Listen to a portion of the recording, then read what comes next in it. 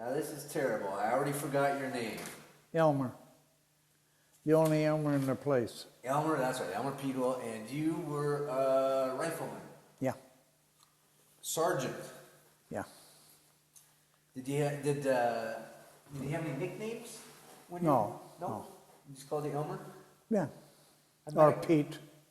Called you Pete. Pete, yeah. Yeah. So Piedlow Pete. Yeah. Okay. Yeah, but What's How did you get in the service? You were in the Marine Corps. yeah, I volunteer draft. Volunteer draft. Yeah. Yeah. How old were you?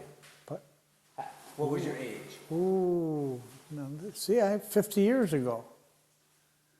About 22, 23. Okay, so you were an old man Yeah. compared to Yeah. a lot of the guys. True. Talked to one guy last week, and he had to lie to get in. He was 16. Well, I think I did as good as the younger ones. Yeah, because I volunteered, and when you volunteer for something like that, you expect it, and you accept it. Now, okay, so volunteer draft. So the war had already started, or Yeah, not? yeah. Yeah, they had lost Guadalcanal a couple of times, and then we had to go over there and take it back and hold it, which we did. And then we rigged up for Guam. Then we come back and we got up to Okinawa. Now, Okinawa. Tell me about Okinawa. First of all, describe Okinawa to me. Your view of Okinawa. I don't know. Like I said, that's 50 years ago. All I know is we had a city by the name of Naha, and we leveled that, as ships did, you know. And we lost our lieutenant there, who was a very good man. And then we had come across a cemetery, and we couldn't understand why we were getting shot in the back. Japanese were in the cemetery. They swing the gates open, come on out and fire at us. And when they found that out, they pulled us all back and lobbed 16-inch Navy shells at it. Didn't do it a bit of good. That's how deep it was. 3 floors deep, reinforced. Really? Yeah. So what they did is backed up a couple of tanker trucks with gasoline and hit it with a flamethrower, and that did it. That secured it. Then we went on, and then the next couple of days, then I got hit. And I went Saipan, recover. When I come back, they were doing close order drill. Typical Marine Corps. Now, you say you got hit. You got hit with a bullet? With a hand grenade in the butt. Now, do you remember that? Oh, yeah. Yeah, I remember getting hit with there, and I got out of the foxhole, and I was going to keep on going, and one of my sergeants hollered, hey, that's as far as you go. I said, what do you mean? He said, put your hand on the back. So I went back there, and it was full of blood. Oh, so I did, but didn't feel nothing hardly. And so they took me down and put it to sleep and took the shrapnel out. Got a couple of days of R&R and then back to... Yeah, I had about a week or so R&R. Then we come back to an island, I don't know what it was, that we had a beer party. And then back to Okinawa. And then when they secured Okinawa, we went to China. Get all the Japanese out of China. And protect our food. There we had some real engineering job. They didn't have no showers, no hot water.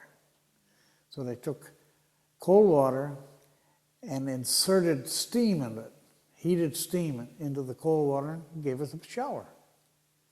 Very good engineering work. So that was Yankee ingenuity? Huh? Was that Yankee ingenuity? The Yankee ingenuity, was that our guys? Yeah, oh yeah, sure. Our engineers, our Marine Corps engineers. So where did they get this steam from? Or do you remember? I don't remember really, but I think they probably took oil and heated it with a coil, heated that up and inserted that into the cold water. Huh. It was fantastic. Then they adjusted how much hot water and how much cold water till they got the right temperature. Everybody had the same temperature shower And this was in China. in China. Tsingtao. So when you came into Tsingtao, what the Japanese were there? What was? Yeah, Japanese were the boss there, and they were, well, there was another outfit must have been in there before us because there wasn't too many Japs there for us to take out. But the main thing for us is secure our own depot for our food and things, and visit the girls, Chinese girls. See, now nobody's told me about this yet. The Oh, Chinese girl. Had a place with 1,000 women in it, 25 cents a piece. That's 4 for $1. Yeah. No. $1 doesn't go that far anymore. Huh? $1 doesn't go that far anymore. No, not anymore, no. Huh. But then when they come up on the point system, I went home. Went to San Francisco and bang, right home. So how did you get points? Being overseas, I was overseas over 24 months. See, from the time I went in the Marine Corps, I went through boot camp, a little bit of line camp, and they shot us right overseas. Never had no leave. No liberty, no leave. And naturally, you didn't get any leave over there. And so I was in for over 2 years overseas. And then on that point system and my age and all that, out you go. Now you said boot camp. Yeah. What was boot camp like? Do you remember boot camp? Oh, yeah, boot camp. It was different than I was ever used to. But if you listen to these guys and do as they tell you, it ain't bad. Scrub your clothes, clean your rifle, go to sleep, and learn your general orders and things like that, But all the stuff I hear about Marine Corps boot camp, we never had time for that. Is that right? Yeah, we were in war. We had to get us guys trained and get us the hell out of there. So they didn't have time for fooling around with 6 stripers. Now, when you were in boot camp, did you have to learn all the protocol too, besides learning how to fight? But, What do you mean protocol? well, who to salute? Oh, sure. Because you don't, as a non-military person, I don't think about that at first. Then it's like, wait a minute, boy, if I got in today, I'd have to know who I'm supposed to salute, who I'm not supposed to salute, who I'm supposed to walk behind, who I can. It seems Yeah, like. well, you just learn anything with that don't have stripes on it, you salute it. If you can't salute it, you paint it. Now you chose the Marines. I chose the Marine. Now, why the Marines out of all the choices? Just because? I don't know. I got in and I had it. But it was a fighting outfit, I'll tell you that. When we hit Okinawa, man, we hit with a storm. So they were a good outfit. 6th Division, the last Marine Division. Huh. Yeah. But as for dates and that, I don't remember much of that stuff, And dates are irrelevant because I don't remember any of that. 50 years ago. Yeah, I'm more interested in the people and Oh. and what you thought, how you felt. Were you scared? I mean, No. you go to. I was too old to be scared. Really? Really. Young kids can be scared, but you know what you're doing. You know what you're looking at, And when you see a 77 pointed at you, you know enough to get the hell out of the range of it. 77 is They're a Japanese cannon. okay. Every time our crew the Navy would shell, and when they'd stop shelling, then they'd pull out the 77s. Point them right at you. Then it was up to you to get around them, get behind them. And that's what they did. And then we had, of course, we had our Navy Air Corps. Not Navy, we had Marine Corps Air Corps. Before they eliminated it, what an outfit that was. They had the Navy up there, and they had some other Army, maybe it was Army Air Corps, and the Navy. They didn't get half of the Japanese that ours did, because they would go on an angle, get right in the caves. They were good, really good. They were out to help us out. They did. That's why we could advance. Of course, A lot of them were gotten by the other airplanes, but for the deep in ones, we were in the caves, and they were all in caves. You know, they just hide in caves all over the place. And they had them very well cross-fired. So you had to, if you see a flash on one side, you had to look on the other side because there'd be a flash over there too. You had to watch for that. So they were very, very smart. I think they were very smart. Yeah, I'm surprised we beat them as quick as we did. And then when they come out with those suicide planes, ooh. Of course, we were too far inland to see that. But I imagine that was pretty nasty. Now, you were a rifleman? Yeah. What was your duty when you hit the beach? Just keep going. Keep with the guys and keep going, moving forward. And shoot anything that moved. And that's what we did. And if you come up on a big gun, then you tried to hand grenade them or flamethrower, any way to get rid of them. And they managed pretty well. Was it chaotic or was it very, very controlled? Was it helter-skelter? No, it was very well controlled, I think. Because we didn't have any guys running way up in front of the line. They all moved together. So I think it was very well controlled. How did you get your commands? How did you, because I mean, you're covering a fairly good area. Well, they come in by radio to our non-coms and they pass the word along. Huh. So, let's see, you were at Guadalcanal, China, and Okinawa. Okinawa, yeah. Those are all names that are in history books. Yeah. Another thing ought to be in our history book is this Tacoma, what the heck you call that, Purple Heart outfit. They were the only ones that ever mentioned me in a Purple Heart. And after I had it 50 years before anybody ever wrote me a letter thanking me for fighting and that, and receiving a Purple Heart. The Women's League of the Tacoma outfit did that. Now you got your Purple Heart in Okinawa. Yeah. Yeah. What was that like to get honored that way when you got They- it? No, they didn't honor you. They just mailed it to you. Was that when you were stateside by then, or did you? Yeah, stateside by then. So what did you think? You get this in the mail, you open it up. What? No, I deserved it, but I never expected it. And from what the guys were saying, you get a Purple Heart if you get cut on a tin can. So you just disregard it. You keep it, but you disregard it. But you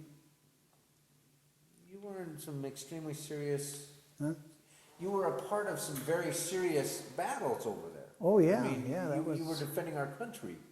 Yeah, that Okinawa was a real starcher. Then Guadalcanal wasn't too bad. It was just morely patrols there because it's been taken a couple of times already. So we were just patrolling, finding out where their stills were and having a drink. But they were nasty at night. I'll ask about nasty at night in a second. Let me back up to, so you're patrolling and, because this is some of the stuff that they don't tell about. And they had some stills? Yeah, they had stills in there, and we'd go and get a few drinks and then destroy it. So they couldn't have any more. I noticed which order you did that. You got the drinks and then destroyed it. Oh, of course. But you had to sample it. Our lieutenant was very good that way. He sampled it and tasted it. He says, it ain't a grain alcohol, it's okay. It's something to make you go blind. Yeah. So he says, okay. Then, on Okinawa, we caught a pig. And it was howling and howling. The lieutenant come over, he says, got to keep that thing quiet. So, okay, we'll try. He says, you keep it quiet till morning, and I'll take care of it after that. We woke up in the morning, it was gone. He had it on a stick turning it. So I'll tell you, that was a pretty good lieutenant we had. Because that was probably your first real fresh meat that you'd had. Yeah, yeah. Huh. Well, they weren't too bad. Our meals, I can't kick on the meals. A lot of them were C ration, K rations, but you get used to it. You're not there to eat. So. Now, when you hit the beach, what were you wearing? What did you have on? Do you remember? I mean, how much stuff did you have to haul with you? You know what I had when I hit the beach? My top pack was full of coffee and cigarettes. Period. No socks, no underwear, coffee and cigarettes. And I had coffee all the way through Okinawa and cigarettes. No problem. And we used to take them, we had these little heat cans. We take and light them and keep them shielded for the light. Put our canteen on top of it. Heat the coffee up. Put your instant coffee in, away you go. But we had what we wanted. So you were satisfied, you know, with the meals. So everybody was probably looking for you to get coffee during the war. No, they didn't bother me too much on that. It bothered me on the cigarettes. And I said, hey, who gave them to me? You. Forget it. Did you have to do a little horse trading for the cigarettes? No. No? No, I smoked Camels. And Camels was the most cigarette in all the packs of K rations. And, hey, Piedlow, here. Sure, I'll take them. Sure, I don't have to buy cigarettes. And I had enough to go through Okinawa with. Huh. That's funny to think about, you having all your coffee and your cigarettes in there. I assume you had everything else, too. Now, what did you say, no socks, no underwear? No, I didn't have nothing like that. That's in your bottom pack, you have the socks and underwear and change of clothes. And, of course, you leave that behind. I went up in the front line with my top pack, my utility pack. Yeah, that's it. So how'd you get your bottom pack, or did you go back? Yeah, you go back. Oh, okay, so you'd go in with your fighting pack, Yeah. fight, and then you retreat for a while. Yeah, and you drop it off, and then they bring it up to the front. And if you need socks and that, you change, and if you didn't, forget it. Of course, we didn't have it like Germany with that winter weather and all that rain and snow and that, you know. We didn't have all that. We might have had rain, but then the next day you'd dry out, you know. So, boy, I'd rather be there than Germany any day. I can imagine hearing all them guns blasting all day long. Imagine what they would do to a man, drive you nuts. I don't care how old you are. Drive you right out of your mind. What was it like in Okinawa? I mean, sound-wise. Was there a lot of...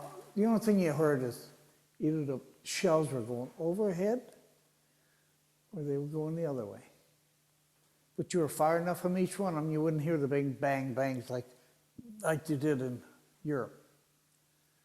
They'd fire a 155 back here, but they were back a mile. So you wouldn't hear that. But you hear the shells going over, you know. As long as they went that way, they were good. If they were coming this way, duck. It might get you. But they didn't. Roughly how big, was it a platoon you were a part of, a division? How many men? Well, they made a division out of it. We were in I Company 22nd Marines all the way through to Okinawa. And they took the 22nd and formed it with other Marine divisions, regiments to make the division, make the 6th Division. We hit as the division. Did you, and I hate asking this question, but did you lose a lot of friends? Did I what? Did you lose a lot of friends? No. A lot of... Buddies, you mean? Yeah. Don't pay no attention to that. Really, you can't. If you make a good friend out of somebody and he gets killed, there goes your morale. So you can't do that. We were taught not to do that. Have a buddy, but not a real good buddy. Because you might lose him. And they were taught on Guam that they lost a lot of them. So when we went in Okinawa, there wasn't that buddy-buddy stuff. Could you do that? Could you separate that? Yeah, I did. To say, this is a person I trust my life with. No, just you trusted everybody with your life, but you didn't feel, if he got killed, you didn't feel it, you know. That was part of the job. Yeah, part of the job. Huh. When you shoot somebody, you don't pay no attention to it at all. Did you think of, when you thought of the enemy, did you think of people or a country, or how did you deal with Enemy, you think of the enemy. Just that they have got to go. So you shoot or hand grenade, whatever it is. The only thing is, when they're in the foxholes, when they were in the caves, and you'd holler to them to come on out, right away they thought the women were going to get raped. And we didn't have time for that. So we just put your hand up, go. And then they smile and go. But a lot of them, they said they actually raped them. I don't know what outfit did it, you know. But then some of them had hand grenades here and under their legs. And you could tell when they walked if they had a hand grenade there. You know, you could tell when somebody's little steps. But we never had none of that.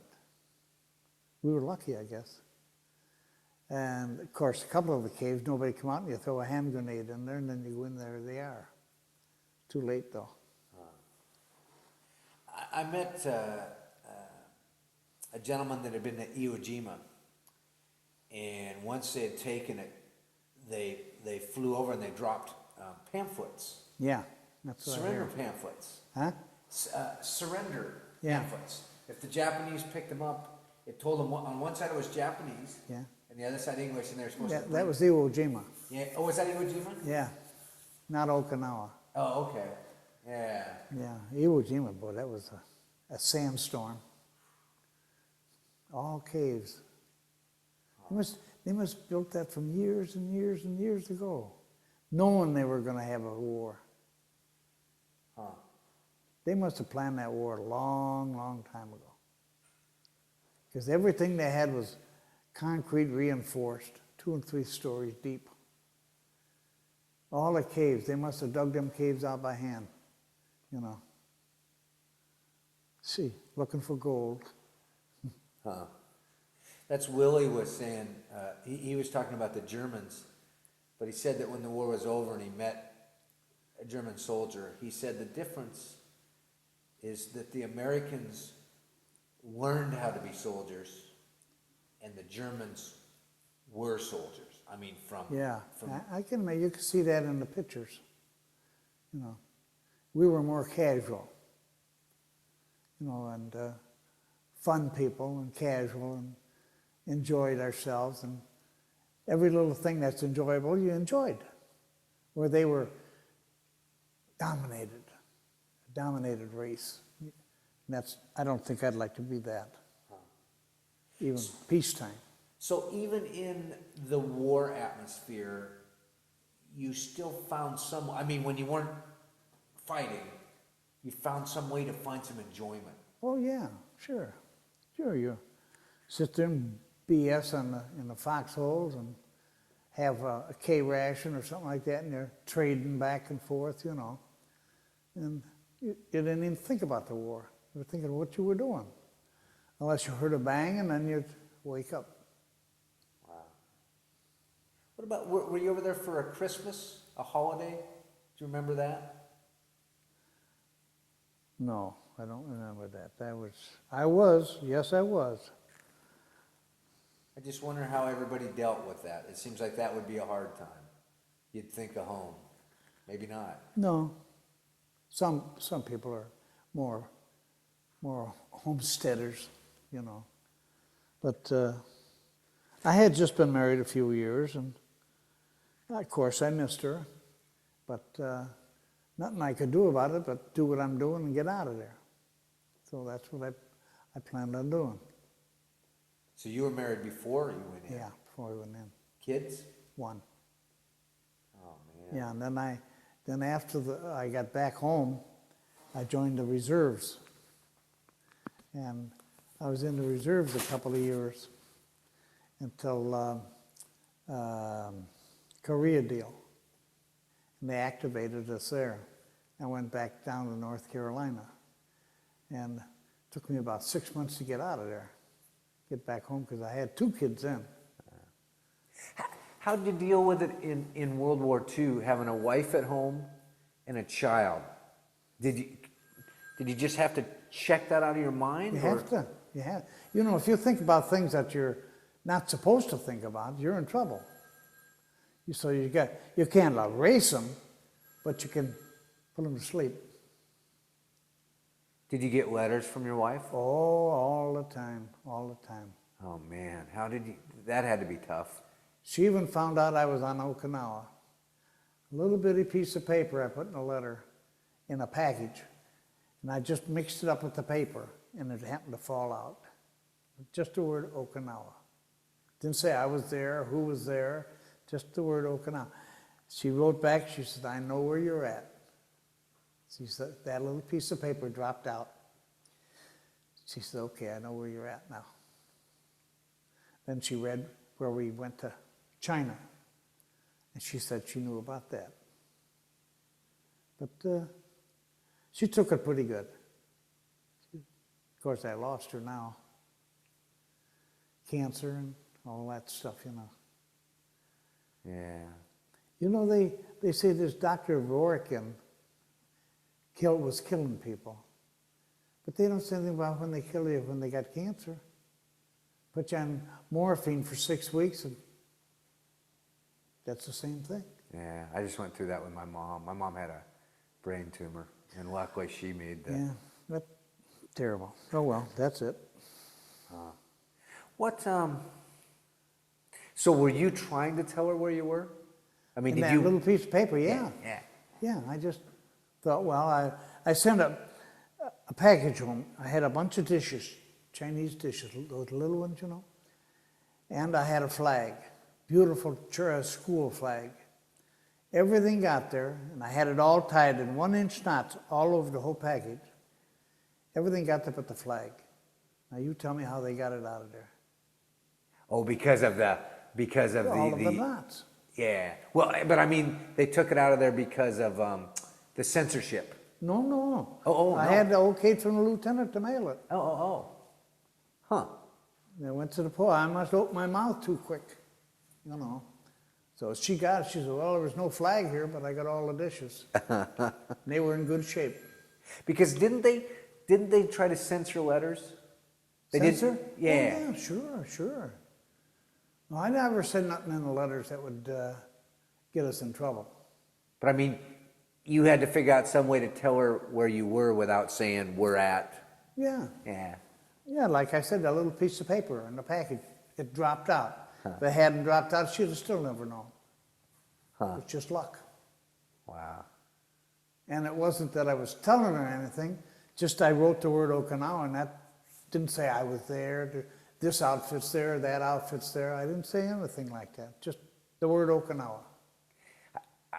I talked to one person, and I guess the censors weren't very smart because they just said something to the fact of Mog. And what they did is they just spelled Guam backwards. And the censors didn't even figure that out. Yeah. Gee, my son was in the Marine Corps. He was not radar, but TV, computers in this decoder, encoding. Now he fixed them and worked on them and used them. And he never told me anything about that kind of stuff. Funny what we learned. Oh, yeah. Spell it backwards. Yeah. Well, they even do, like a lot of the codes, they say they use every so many letters. And the first number is the number you go by, or the last number. Did you ever hear the code talkers? The what? Code talkers, C-O-D. They were, I think, Navajo. Oh yeah, that's how we got a lot of our secrets out. Yeah, and the Japanese could not figure out what it was because there were only 50 of them, or 50 of these Navajo Indians. I couldn't figure it out. Huh? That was good. Yeah, it was. Use that again in the next war. What was the worst part of being in war for you?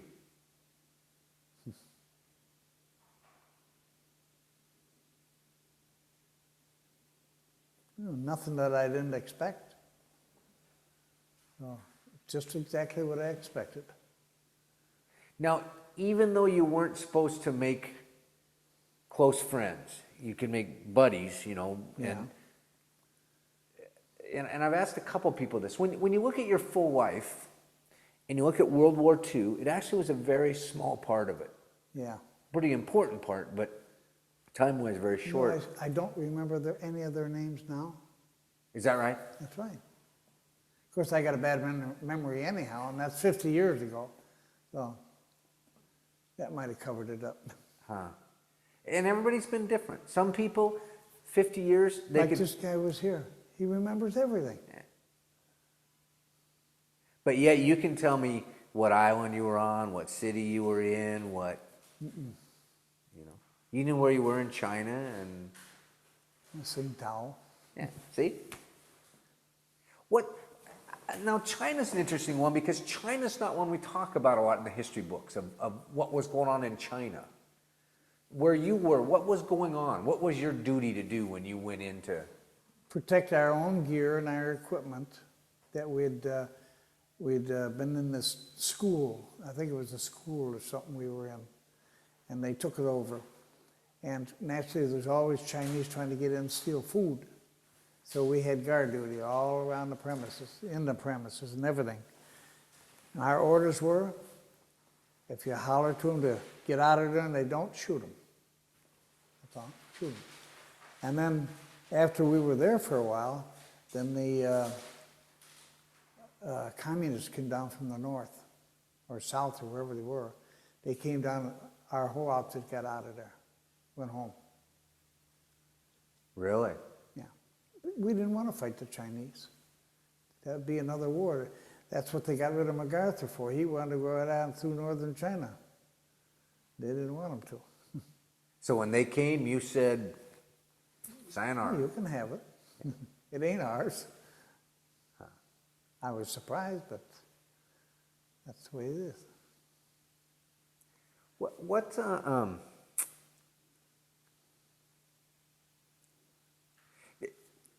What's the message that you would like to leave for future generations, your grandchildren or future grandchildren of World War? Both my kids were in the service, so I have no message. They've been there already. Do you think they understand war? Sure. Well, one was in the Marine Corps and the other one was in the Army, so they both know. What about kids that aren't born yet? That what? Kids that haven't been born yet, future generations. Is there a message? I don't think there is really, because you don't know what the circumstances is, what caused it, who caused it, you know. You have to have a reason to have a message. And there's no reason yet. So when the reason comes, we'll get a message. When you fought in the war, did you know 100% what you were fighting for? Oh yeah, sure. That's why I joined the service. Well, we knew. The old man's still waiting? Yeah. Clear cut. I mean, it was a very clear cut, yeah. It was understood. And those who understood it got along good. Of course, we always had our pranks and things like that. Now, okay, tell me about some of your pranks. One of the prankers, we get these guys that are always jumping in on their bed, on their sack. Shoes on, feet hanging over, and we'd put their hands in warm water. And 2 buckets down there for them to jump into. And they'd get them every time. Or they'd wet their bed. Oh, would they cuss. That's about what we had time for. So you guys were just like summer camp kids. Yeah, same thing. Huh. And you had a lot of pretty young kids around you also. Oh, all the time, yeah. And the hardest part was getting them to take their rifle apart and put it back together decently, you know, the way it was supposed to. And remember what you did so you could do it in the dark. And then do it in the dark. Because you might be on the front lines and have to pull a trigger group out or something like that, you know.